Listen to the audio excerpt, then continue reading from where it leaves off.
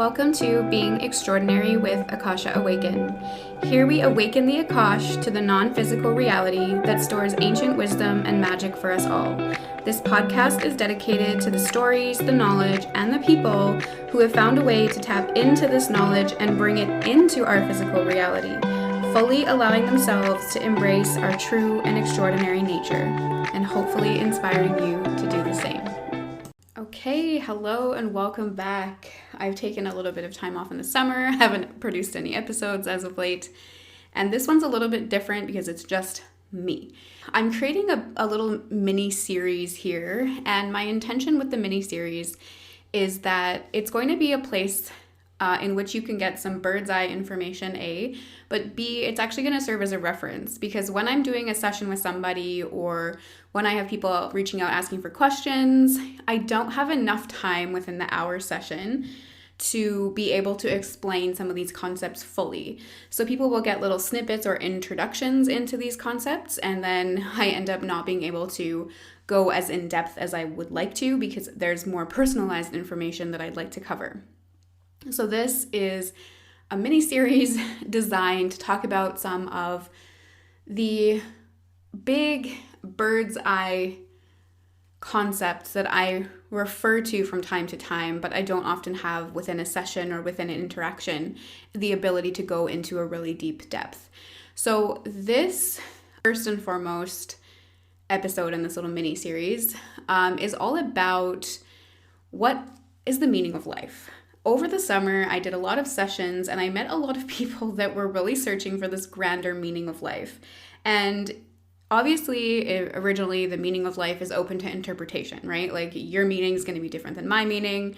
I seen a quote once when I was in university talking about maybe the meaning of life is to give life meaning, and it always really stuck with me as potent. So it is open to interpretation. But I did meet a lot of people struggling with this. So I am going to do an entire episode about what I've discovered is kind of going on in the background. And I've talked about pieces of this in probably a lot of individual readings because it sets the stage, but never went into it in really deep depth. The main premise that I'm beginning to pick up on from my experiences in the Akashic Records, from some of the personal study that I do, and some of my own lived experiences and witnessing the experiences of clients that I've worked with. So I kind of pull information from a lot of different lenses, but just to set the stage, I never believe, and I'm doing air quotes even though you can't see me, anything until I see it happen in motion in my life. So where this kind of begins to come from is seeing the reincarnation wheel, because most of my work is looking at past lives to figure out what our soul is working through in the current life. So I really specialize in looking at our karma, and through looking at so many past lives and so much karmic baggage and all of this stuff that relays and repeats in our current timelines and our current incarnations, this is what I begin to see. So the point of incarnating is that it's to have an experience. And that is just as plain and simple as it comes. So what happens is, as a soul, when we're in the disincarnate realm, it's literal euphoria and love and bliss and deep, meaningful connection, like all of the time. So we, as a soul, know everything that there is to know before we even come to the incarnated sign or side. We know about what courage is, we know about what grief is, we know about what victory is, what loss is. But while we're in the disincarnate realm, we will never have an experience in which we will truly feel loss or grief or victory or courage, because it's just perfect all the time. There's no situation that will ever arise in which you'll actually feel those emotions or those experiences in your being.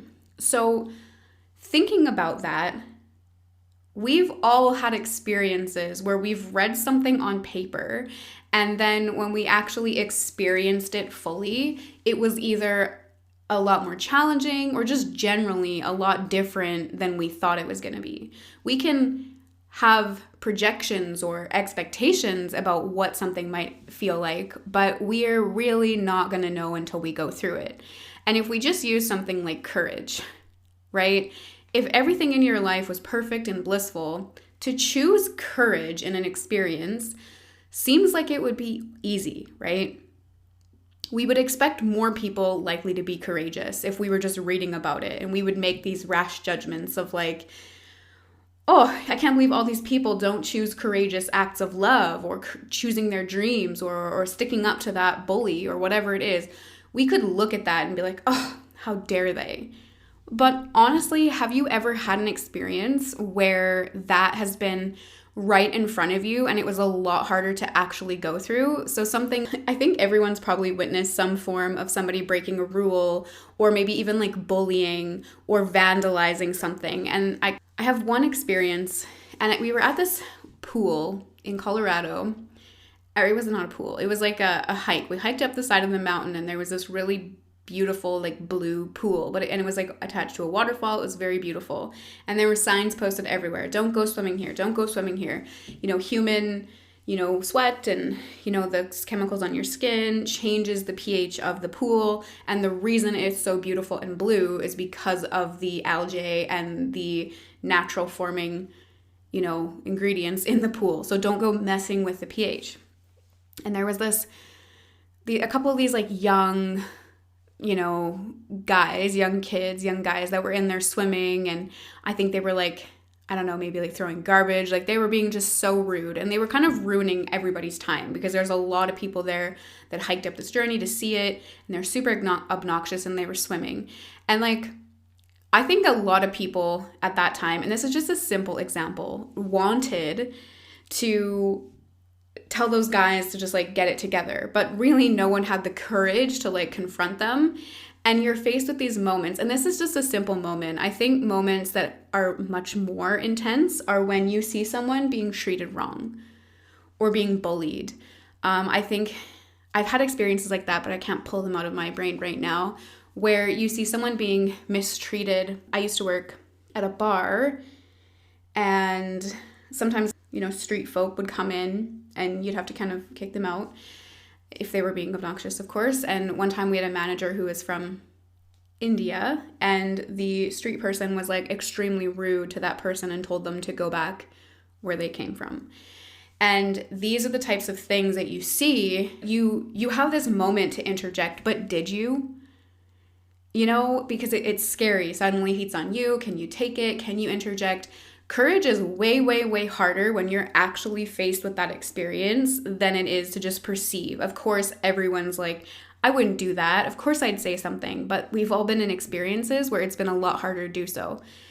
And if you want to know the answers to my two stories, they didn't really go how I wanted it to. But when I was at the lake hike, I actually did tell those two obnoxious people to just like, I was like, get out of the water. Like, this is really disrespectful and rude. But nobody came to back me up. It was just me versus these boys. And then they kind of like threatened me after that. I remember them walking by and kind of like, this is gonna like punch me, and I was like, don't flinch. But all's well that ends well. Nothing really happened, but they didn't listen, and no one came to assist. So it was like, when I look back, it's kind of an embarrassing memory, but I am somebody who would rather, I don't want to look back at those stories and say I didn't say something, even if they didn't go how I wanted. And I can't exactly remember what happened when I was working at the bar. I think I actually heard about the story after. And then I spent a lot of the rest of the day trying to console my manager, because it was a terrible thing. It definitely broke his heart into a million pieces. So anyway, sometimes it doesn't pay off to be courageous, but at least you get to develop your character, right? I digress. But that's an experience, and you can really reflect on that, looking at things like courage or compliance or even love.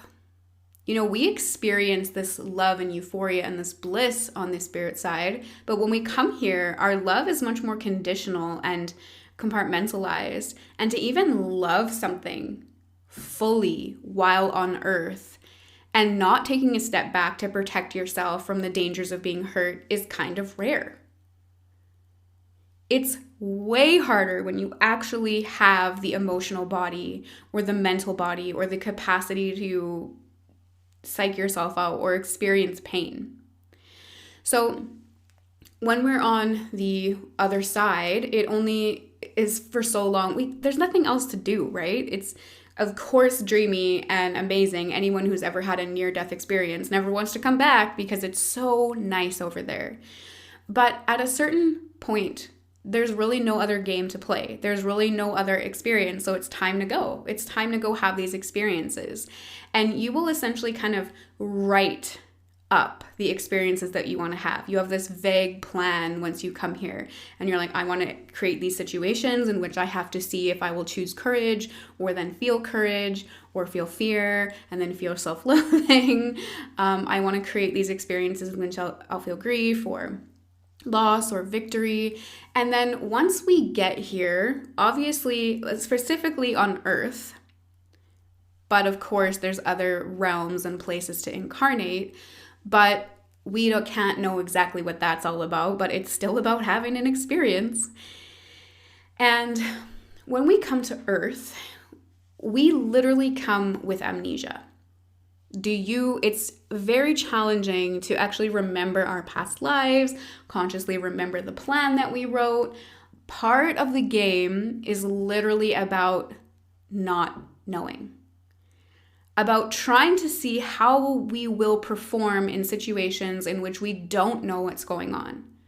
We can't remember that we came here to experience courage, because if we knew that's the exact feeling we came to experience, we might be a lot more inclined to just choose it without really getting to know the depths of our soul, right? If you know the answers, this is a quote from Dolores Cannon when she's been talking to higher selves in some of her books or her sessions. She said, well, wouldn't it just be easier if we knew what we were doing when we were here? We could really avoid a lot of this grief and pain and heartbreak.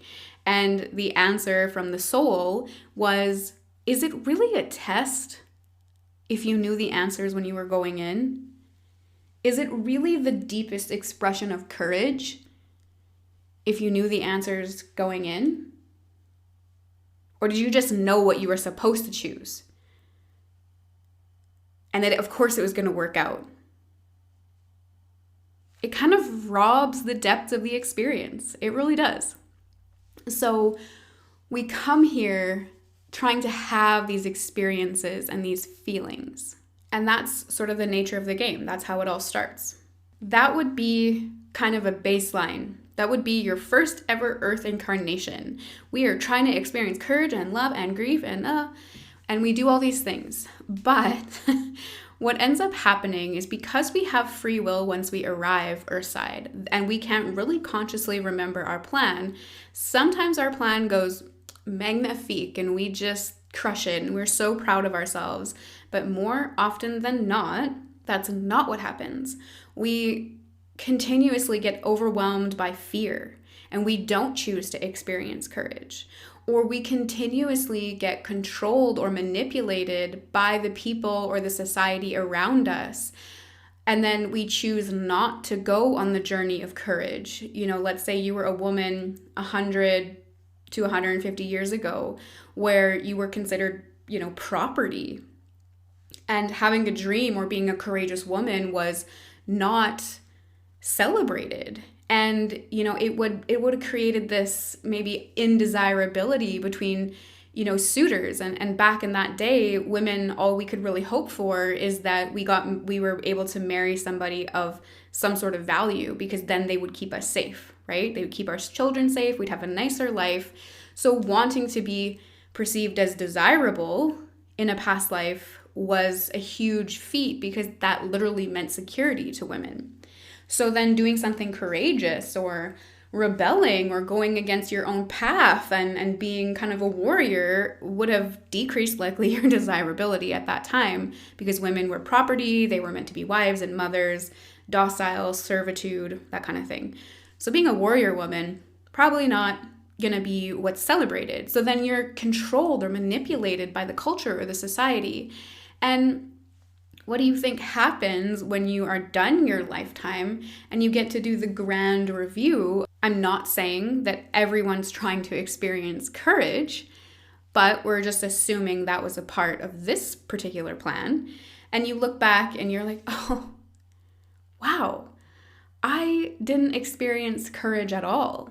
I truly didn't. I got caught up in what was expected of me. I got caught up in what people would judge me for, and I changed who I was, and I changed my plan, and I lived in servitude to this husband of mine, and I gave him all the children he wanted. And you're going to look back, and of course you're going to learn some great and valuable things. And I truly believe that in this stage of the game, because we do have so much karma, a lot of us are kind of experiencing what we're here to experience. But in this example, this person doesn't experience what they wanted. Well, guess what happens? Back to the drawing board. I have to create and write up a new life for myself. But this time, I need to face the things I failed at head on. I need to correct that karma. I need to maybe once again be faced with a situation where I was expected to be domicile. I was expected to be in servitude. Maybe you have to remarry a husband again who's going to want you to just be normal and be soft and be whatever. You're going to have to face those challenges because that's what set you up in the first place for failure. That's what hung you up. That's where you abandoned yourself, your path, your truth, your dreams. That's where you chose to say, I'm not as valuable if I'm not fitting into this box or this mold. So you must face those boxes, those molds again, but this time prevail and choose yourself and choose courage and then see what that journey takes you on. It's not easy. It's not easy. So there's a handful of people, or probably a significant portion of people, that consistently try to face those obstacles over and over and over and over and over and over again, and consistently choose the wrong thing, and their karma truly compounds. And then their incarnations get a little bit more challenging and a little bit more challenging. And the universe does operate on vibration. So what does fear resonate at? What does self-abandonment resonate at? It's kind of lower on the frequency scale, right? Self-fulfillment, courage, self-love, aligning to your own truth resonates quite a lot higher frequency versus lower frequency. So when you actually incarnate, there's kind of like a matrix that helps design it. And if you left an incarnation with self-abandon, self-loathing, and choosing to operate on a program of fear, you have to reincarnate in your next life as a vibrational match to where you left off. So sometimes we see this vast discrepancy of people's incarnations. Some people are born into abuse and violence, and some people are born into wealth and prosperity and love. Some people are born into all these different things.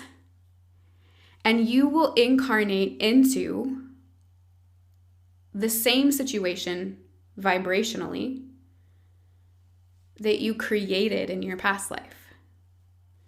So if you abandoned yourself and chose to operate on a mode of fear or conformity, in your next life, you will incarnate into situations, even in childhood, where you will be asked or challenged to self-abandon.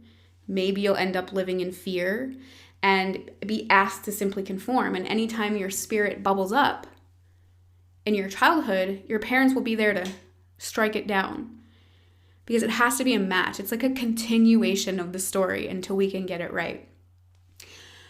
However, there are also people out there that just willingly incarnate into certain challenging situations. It's not that they've earned it.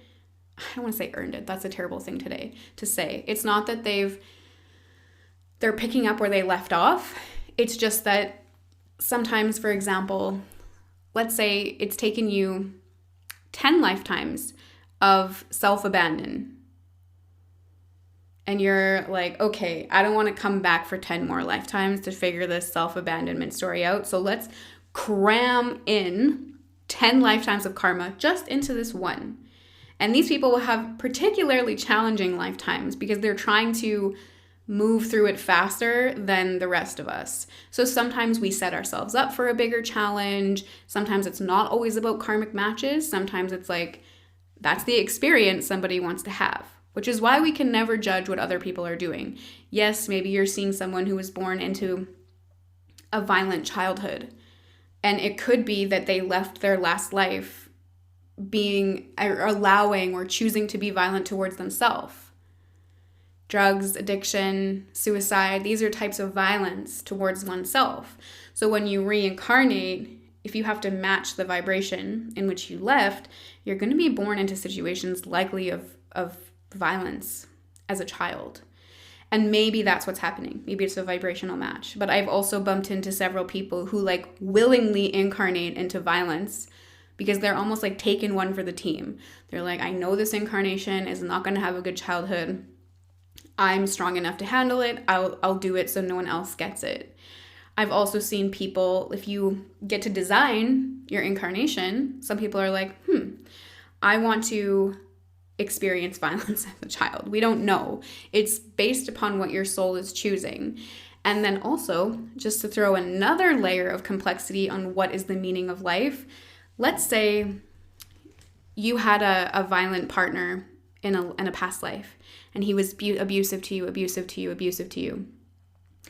And you thought he was evil. You thought he was a terrible man, and you wanted him to be just like dead and gone and out of the equation. You don't think he's worthy of life. You don't think that, he's a soul on a journey. Sometimes people pre-agree to experience these violent altercations with one another. It adds to the story of experiencing grief or loss or violence, which might be what the soul is trying to achieve. And if you leave that story with a lot of anger and hate, in the next incarnation, you will likely switch roles. So you'll see what it takes to become a violent, angry, abusive person and release judgment.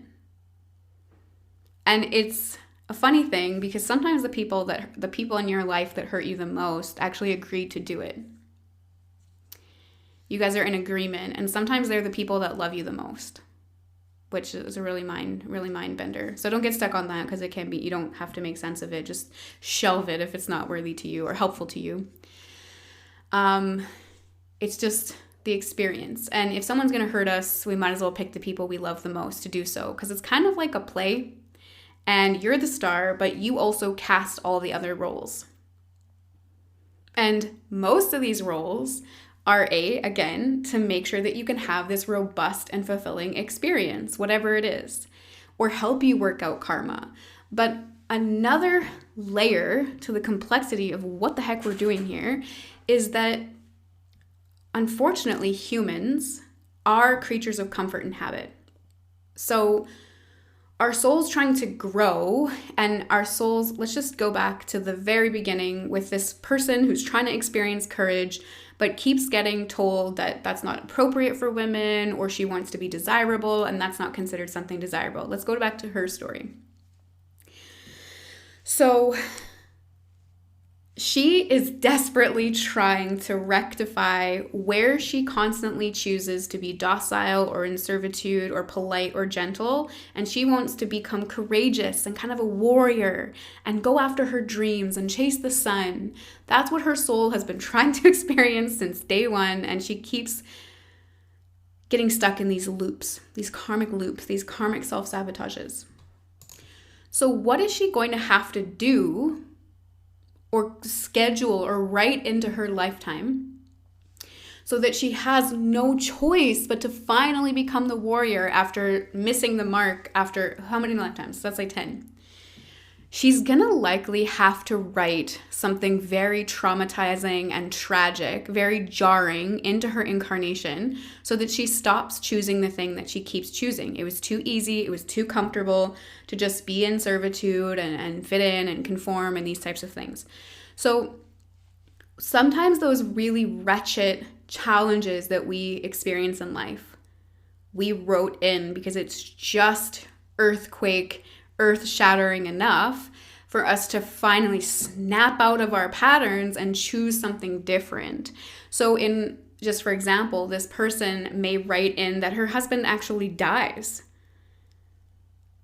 So she has no one left to lean on. She has no one left to conform for. She now has no choice but to become her own warrior. There's nothing left for her to do but to rise up and move through that pain and move through that grief. So sometimes those polarizing, painful rock bottoms finally shake you out of your patterns that you're done with. And I have noticed, I do a lot of past life readings, and in lots of past lives, I noticed that most of the negative events that take place in past lives is because of this self-abandonment, and you create what you choose. So if you don't love yourself enough to choose courage, and then you hate yourself more because you weren't choosing courage, and you get stuck in this loop of self-loathing, you start attracting just more self-loathing. People start to loathe you, you become invisible, like you really create whatever you're choosing. And I'm going to do another episode on that. But so it's a lot of you get what you choose. But in recent incarnations, I'm noticing something a little bit different. I'm noticing that the collective, all of us here right now, are essentially, this is like our big lifetime. There is a lot of stuff happening in the backgrounds, and our souls are here to really rise and let go of karma and move through these challenging scenarios, which I'm going to do another episode on why this incarnation is so important.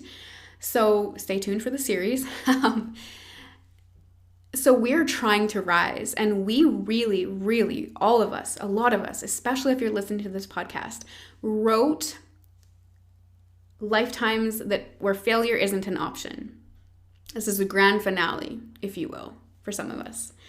So we've written in a ridiculous amount of kind of challenging or painful moments early on in the incarnation so that we can get where we're going a lot faster. And if you especially look at people who would consider themselves light workers or intuitives, and I don't necessarily mean this in that this is what you do for your full-time profession. I mean, if you're here listening to this, it most likely applies to you.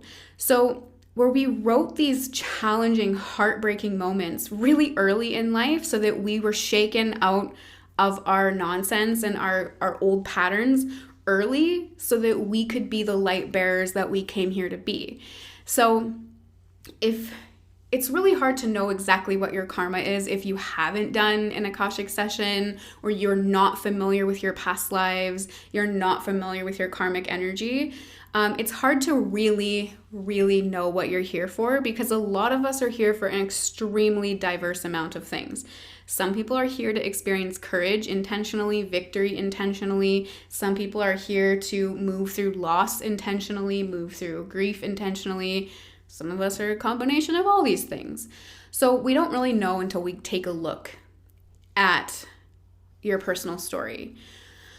But if you've experienced some of those challenging or extremely painful moments and you're still stuck in the why did this happen to me, this isn't fair, it's really important that you ask yourself, reflect back and see what those rock bottom moments have shaken you out of, because there's always a gift in those painful things, always a gift. And if you can't see it at this point, maybe you're too close to it, maybe it just recently happened to you, or maybe you've been really hanging on to the fact that you're somehow a victim, which simply isn't true, because I almost guarantee you that the person you despise the most or hurt you the most is probably someone who actually loves you an incredible amount. But again, just shelf that if it's not available to you yet, because I don't think that drowning or hiding your anger, because I think anger is healthy. We should be angry. We need to purge that emotion. We need to feel it. So if you're just trying to be like, oh, it's just a karmic journey, like that's not really the be all end all either.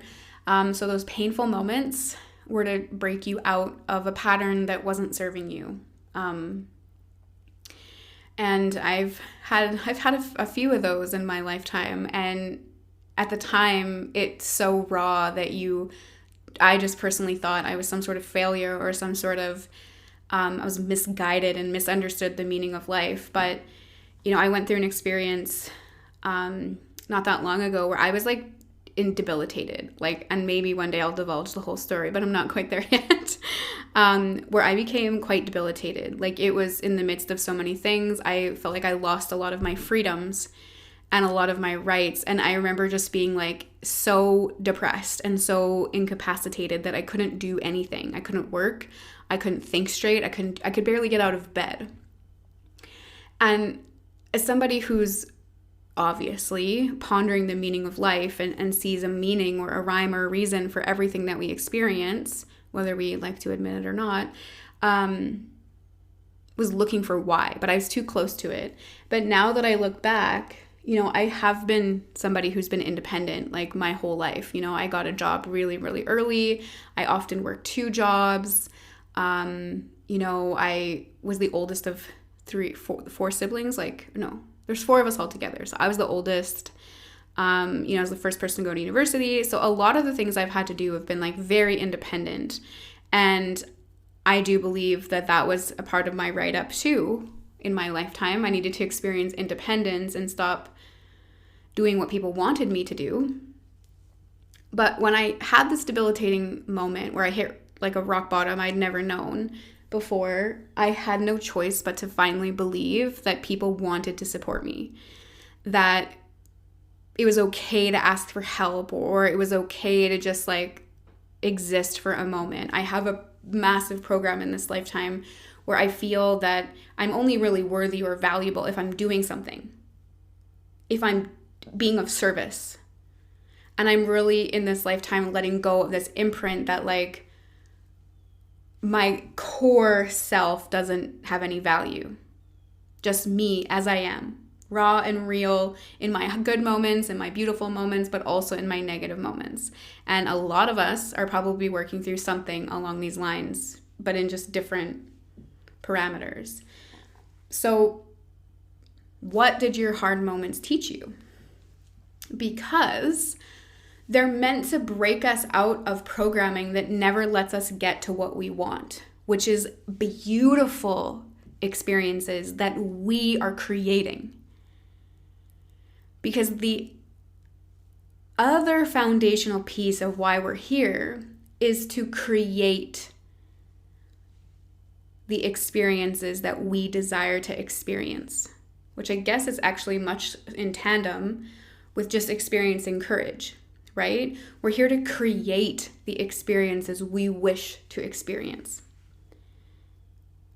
which is being the courageous warrior, feeling abundance, being free, drinking wine in Italy, standing on the cliffs of Moher in Ireland, swimming in the divine ocean in the Gulf of Mexico, letting the sun beat down on us without guilt, learning to find our creativity, our peace, our groundedness. We're here to learn how to create the experiences that we desire. And it's challenging because a lot of us have been conditioned or programmed based on our past lives that what we desire is unavailable to us. Because really, we are as free as we have ever been in modern history. We have access to the most abundance that we've ever had in modern history. And so the dreams that we're cultivating right now are things we couldn't have even thought of in our past lives. But we have to move through these self-sabotages that we've created through the reincarnation cycle. If this was your first ever life on Earth, you'd be very confused, very uncomfortable, very afraid. You'd likely contemplate suicide a lot because it's just so challenging without the basis of the past lives that we've had. We kind of needed those earlier lives to be able to comprehend the complexity of the life now. So if I was to give you in definition, just very simplistic, what is the meaning of life? The meaning of life here is to create life here, to create the life here, to create the experiences that you wish to have here. But it's not really about it being easy. There has to be a starting point where, yes, you knew you came to experience courage, you wanted to experience grief because you were like, I don't know what those things feel like, bring them on. But there's also a journey that takes place here. It can't come easy. You can't just be born with wealth. You can't just be born with prosperity, born with courage, born with all these things. Because if you were just born with it, you never had to go through the process of learning how to create what you want. It was just given to you from day one.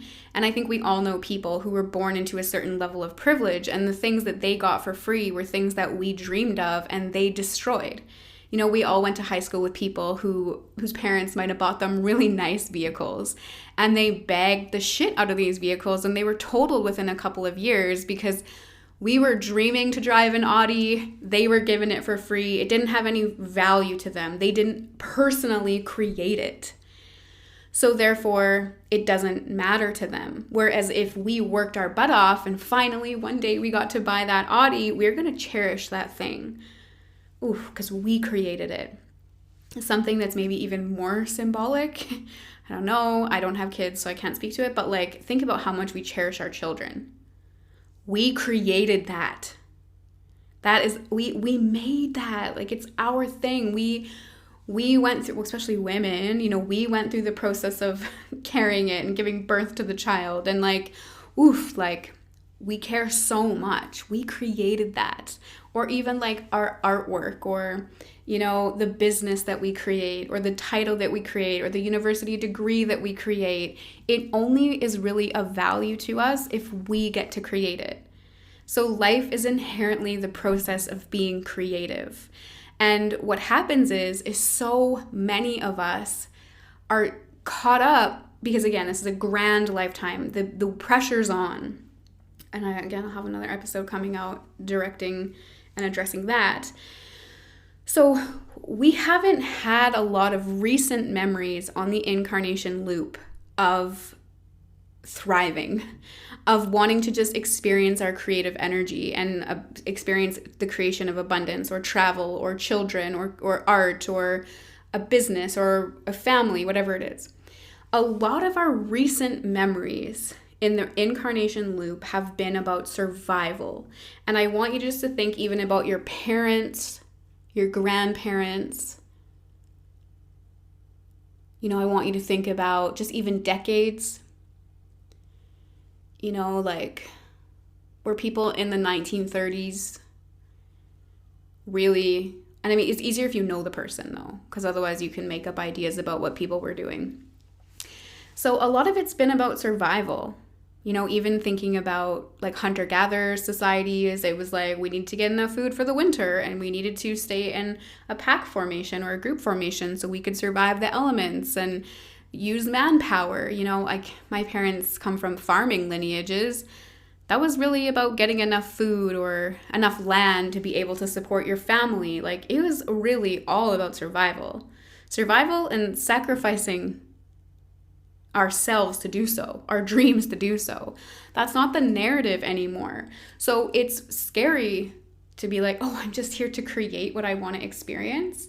And yeah, you wrote a plan for yourself before you got here, but your free will always prevails. So what you wanted to create and experience last year might be different than what you want to create and experience this year or 5 years from now. We're on this evolution to see just how creative we can become.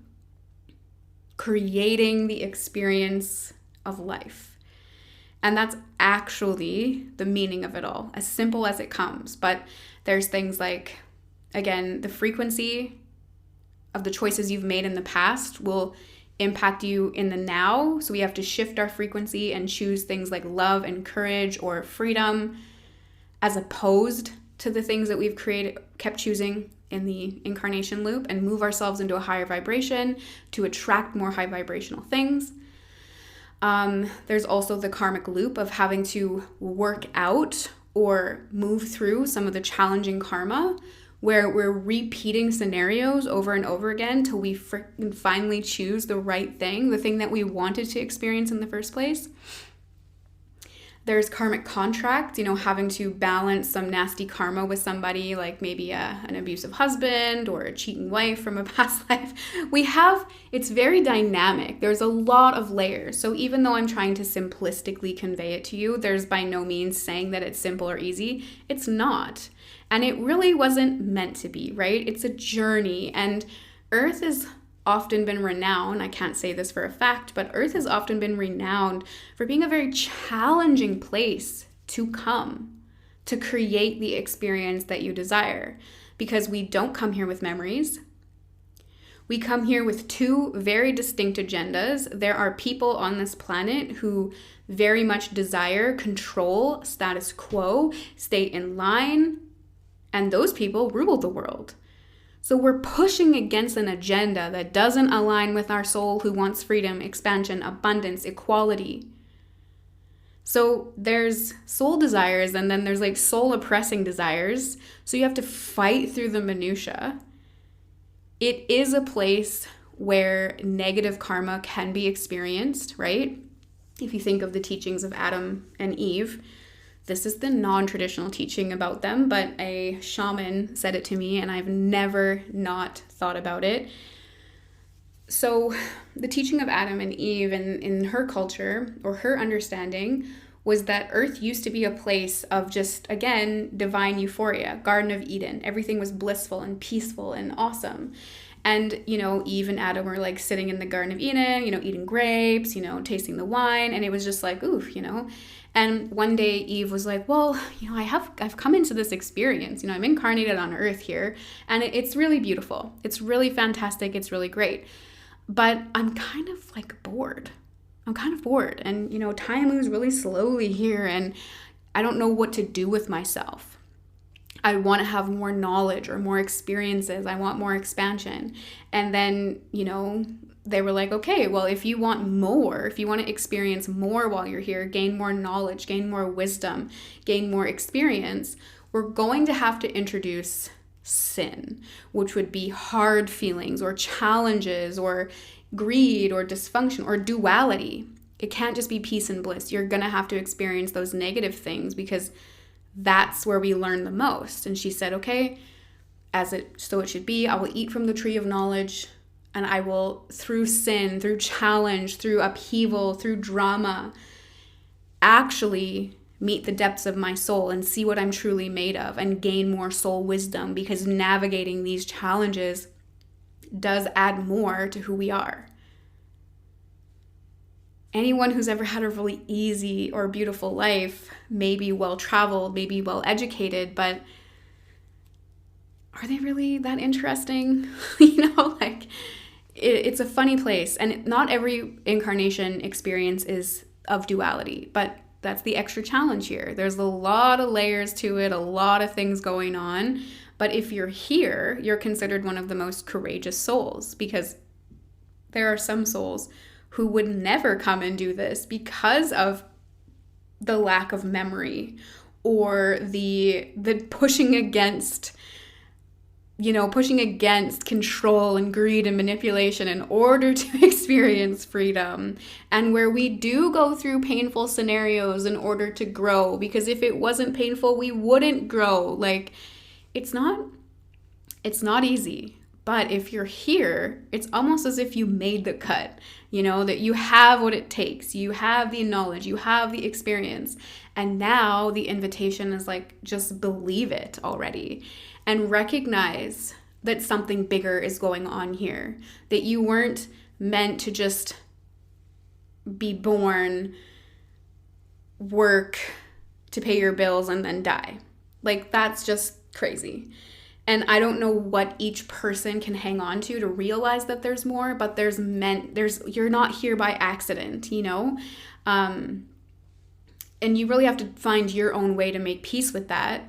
But some of the things that help me is that, things that have helped me is realizing how insignificant we are in the grand cosmos. If you actually look at where Earth is in the galaxy and you're I'm literally blowing my problems out of the water because I'm a speck of nothing. And that feeling of being a speck of nothing really is like, what do I have to lose? I'm just so insignificant in this grand scheme of things that, oh, I started a business. It's really not that big of a deal, right? Something else that has helped me, and I think that this was definitely a gift that I set myself up for in this incarnation, is I've had too many weird things happen to me that I can't explain with science. I can't explain logically. That does seem to go beyond into the paranormal or into the metaphysical or the paraphysical. That when I start to be like, am I just literally crazy and it's really random that I'm here or that I'm conscious? I'm like, well, what about that weird dream that you have that came true? Or what about, that hypnosis session where you seen yourself in a past life event that you weren't aware of, but you could verify it in history books later? Impossible. And I think there's sometimes you can write off like one coincidence to chance, but when there's so many, eventually you have to be like, okay, it's impossible. And now I've done enough sessions for other people where the accuracy, like if I've done thousands of sessions and almost like I would say like within the like 98% of them, like even that seems too low. I maybe have had a handful of people that have been like, that's crazy, man. I don't know what you're talking about. So then if you've done it over 1,000 sessions and everyone's been like, I know exactly what you're talking about, that was exactly true, that's inexplainable. There's something else going on here. And you need to figure out what that something else is to motivate you to want to create your life and choose to have the experiences that you wish to have. And continue to move through that discomfort and rectify your karma and move through the things that scare you the most in order to feel the things that you came here to feel. But just as a disclaimer before I sign off, you don't technically know what you came here to experience. So don't judge yourself. There's no such thing as a good experience or a bad experience. It's just an experience.